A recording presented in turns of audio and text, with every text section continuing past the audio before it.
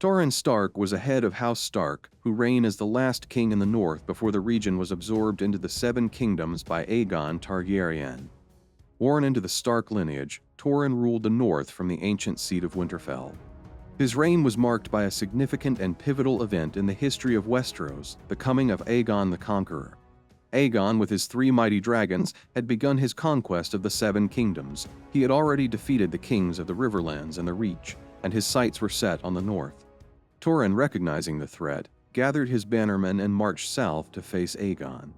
Aegon also learned that Torrhen had already crossed the neck and entered the Riverlands, leading an army of 30,000 men.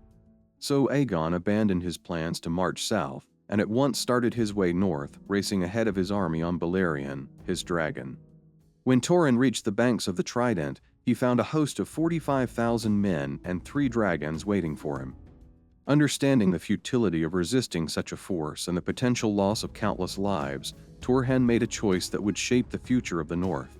Instead of engaging in a battle he knew he couldn't win, he decided to kneel.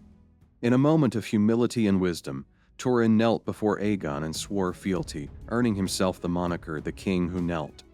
In return, Aegon spared the North from the ravages of war and confirmed Torrhen as the Warden of the North and Lord of Winterfell, ensuring the survival and continuity of the Stark line.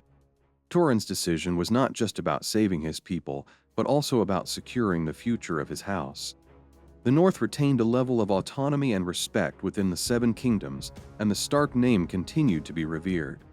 Though some Northerners derisively call Torrhen Stark the King Who Knelt, his descendants, Robb and Sansa Stark, argue that Torrhen saved thousands of lives that day.